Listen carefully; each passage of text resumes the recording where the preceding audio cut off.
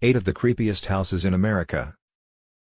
Many of the most terrifying properties are prisons, hotels, and hospitals, but there are also some seriously scary residences that are basically real-life haunted houses.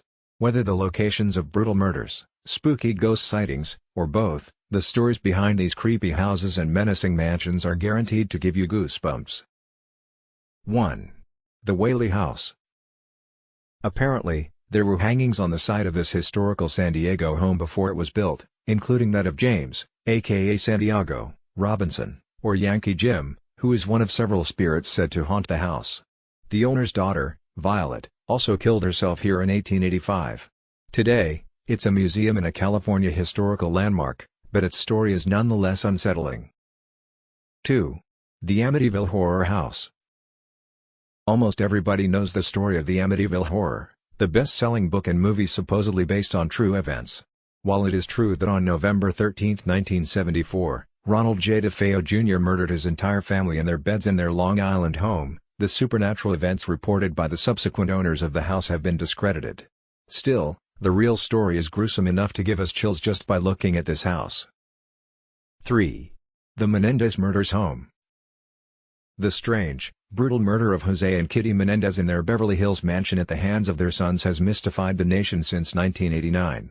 And with 3 recent TV reenactments, the case is currently receiving newfound attention.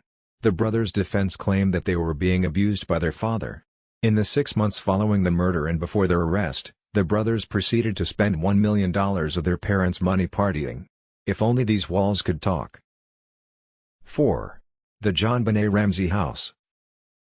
The murder of the 6-year-old pageant queen in her Boulder, Colorado, home is one of the country's most infamous cold cases of all time. The story resurfaces every few years in the news. To this day, we don't know exactly what went on in that house, but theories abound. 5. The LaLaurie House. Because of its grand size and old age, this mansion in the French Quarter is a New Orleans landmark. But the LaLaurie House has a seriously dark history. It was once owned by a wealthy socialite, and one of history's deadliest serial killers, Madame Marie Delphine LaLaurie, who allegedly tortured and killed her slaves. When a fire broke out, neighbors burst into the house to help and discovered a grisly scene. LaLaurie avoided being caught and punished, though, reportedly fleeing to Paris. Now, the corner building is a stop on the haunted history tours in the French Quarter.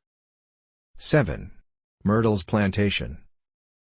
The 1796 mansion is known to many as the South's most haunted plantation.